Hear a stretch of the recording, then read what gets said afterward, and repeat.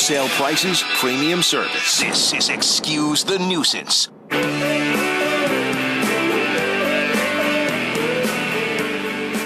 All right, Luke will be our guest Googan judge. That's right, it's Luke Doncic. He followed Matthew 2 days ago, Mark yesterday. Tomorrow it'll be John. Hello, Luke. Good morning. Wow. Good morning. Good morning. How are you? Good.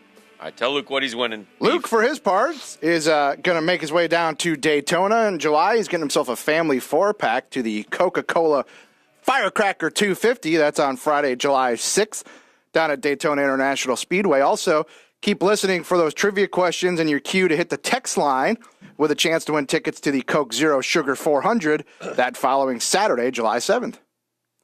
Let's dance. Good, let's do it. All right, cool. And Round one. for all you cynics out there that are now getting mean about our continued declaration that this is the final ETN, tomorrow will be, in reality, Yes, the final ETN. with you and I. Well, I would hope that it won't be an ETN with other people. That And coming up Monday, wouldn't bode well. ETN with Dan. Live at the World Golf. Or you can keep doing it next week and knock your socks off. Jeff won't care. Yeah. He's golf tripping. Golf tripping! Round He one. was a golf tripping. Round one, One guys. way to Wisconsin. Hey, no offense. Took the 8-iron to find out what he found out. Oh, that he's terrible. He's a hacker. I'm a hacker. No. Luke, would you like to subtract a point from Dan? Oh, dear. Round one, guys. Before we look ahead, the Florida Gators in action tonight. College World Series, 8 o'clock. A chance at revenge against Texas Tech, who just rolled up Florida in the first game of the College World Series. Do you have a feeling they'll get that revenge tonight, or could this be the end of the road? This speaks bigger than just avenging a loss to Texas Tech in the first game of this College World Series. Let's not forget that Texas Tech basketball also knocked Florida out of the basketball tournament not too long ago. So we're overdue for the boys from Lubbock. And I do like the number one team in college baseball bouncing back and beating Texas Tech. I do. It's still going to be a tough, long road to then turn around and beat Arkansas back-to-back. It could be done, but, I mean, there's no better team to be in this position than the number one team in baseball, the defending national champions, who don't look like a shell-shocked, unconfident bunch yet. So, yeah, I think they win today. I think they keep the dream alive for at least another day. I agree that the fact that they're number one, I like that, but this will be the toughest one, I think, even more so than the Arkansas games because, to win at that level, you got to have guys step up. And the fact that they lost a game already now puts them behind the 8 ball, as Sully has said.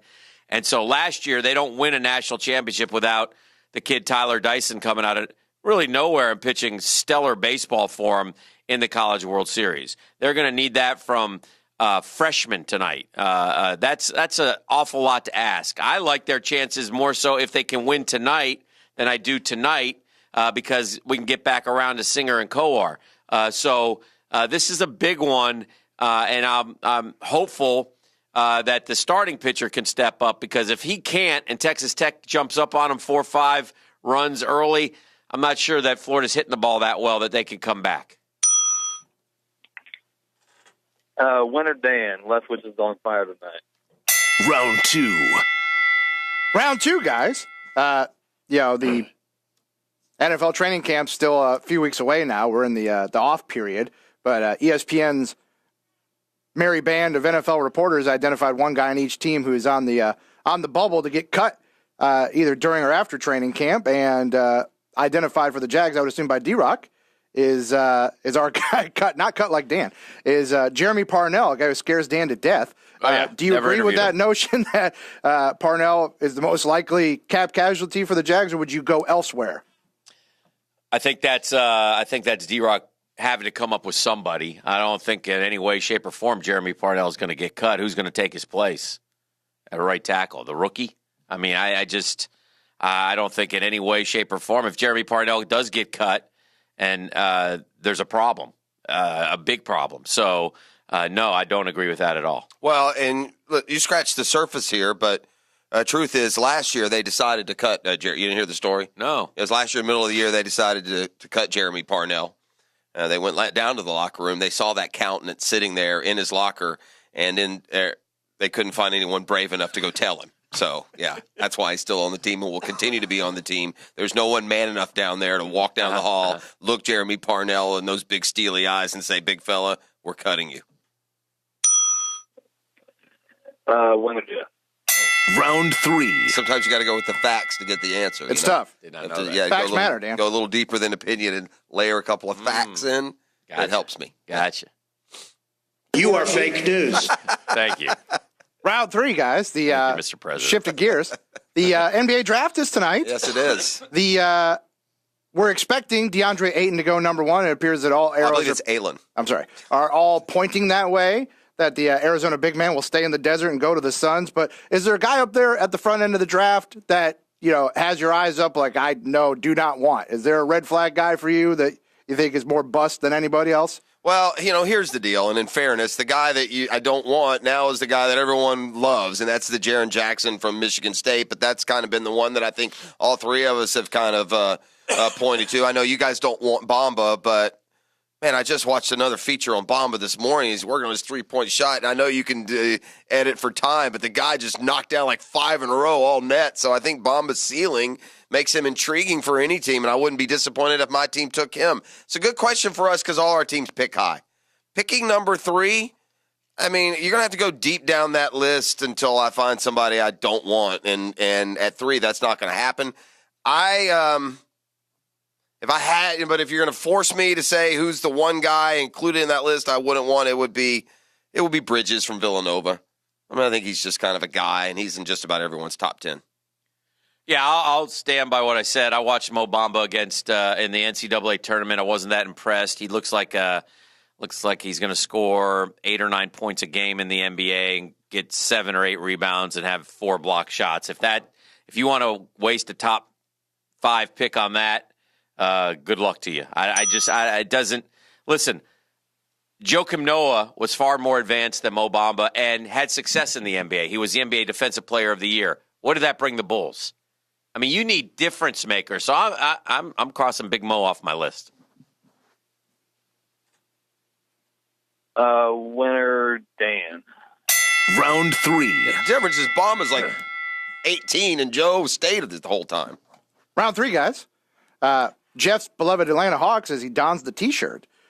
Pick number 3 tonight, at least for now. There's rumors circulating that teams are trying to trade up, targeting Luka Doncic should he be there at number 3. Whether Atlanta likes him enough to take him as well. Are you buying the Doncic hype? He seems to be one of the most divisive guys coming into this thing tonight. Well, I mean, you're asking me, am I buying the Doncic hype? Do you think I've scouted him? Do you think I've seen like 6 highlights of him? He looks like he's Have pretty you watched good. tape? Maybe he's Tony Kukoc. I don't know. I have no idea. He's an 18-year-old kid, though, who's going to come into the NBA. You got to give him some time for sure to develop. I think ultimately he can be a pretty good basketball player. He's got a certain set of skills that not all of these basketball players have with that size and that speed. Yes, you take Doncic. Are you kidding me? The ceiling here is higher than anybody else that's in the draft, and the EuroLeague is a pretty big deal, man. It's not a bunch of slappies. It's not like playing AAA basketball. Guys come over and make impacts in the NBA. More and more, the international percentage on the rosters keeps skyrocketing, and it's guys like Doncic who, look, if you're 18, 19 years old, you just became the youngest MVP in the history of the Final Four of the EuroLeague, and that screams phenom. Yeah, you take him. No questions. Needs to go to 5. Welcome to round 5, and prepare to die. I'm scary. Lastly, one last thought on the Drizzy draft tonight. Why not? Because it's tonight, Dan. It's there's more trades at this draft than any of the other big pro drafts. So there's a lot of guys were speculated that may move at some point this summer. Do you think we'll see a big name moved during tonight's festivities? Whether it's Kawhi or Kevin Love or somebody like that. No, I don't. And here's why. The Cavs have said they're keeping Kevin Love. I got to believe them. It just broke it yesterday. And LeBron and Kawhi are too big a names to just throw something together in the 25th hour. So, yeah, I mean, if there's LeBron or Kawhi Leonard, if they were on the verge of trying, I mean, those are arguably, when healthy, two of the top 5-6 players in the league. You're not going to throw together some on-the-clock deal that involves Kawhi Leonard. So, and could Kawhi Leonard and will he be traded before the season starts? I think that's still a very high probability. But the Spurs just met with Kawhi yesterday. I don't think you're going to go rushing into some, clock-ticking trade. So no, LeBron and Kawhi are the only names like huge enough to qualify as big names. No. Now listen, LeBron and Kawhi maybe not traded, but there's going to be action tonight. There's going to be lots of action. In fact, your Hawks are being rumored to be in the middle of it if Luka Doncic is there at number 3, and most expect him to be there. So that would be one guy. The Grizzlies want to get out at number 4, so there's another one, Chandler Parsons, who's certainly not a big name. But, yeah, there's going to be trades tonight. If you're just saying, is Kawhi going to get traded tonight? I don't think he is. And if I'm San Antonio, as I've said all along, I'm not trading you to L.A., Kawhi. I don't care that you want to go to L.A. You find your own way to L.A., but it's going to be via Memphis.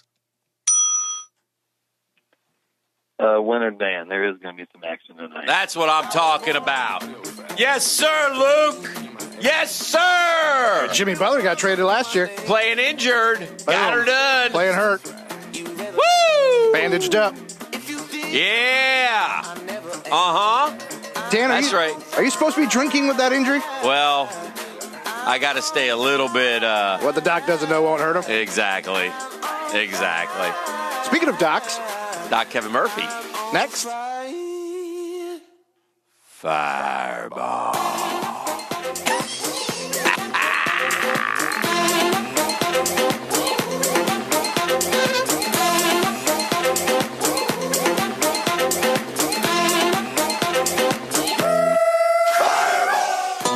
The Drill on 1010XL. From the studios of Republic Services, we'll handle it from here.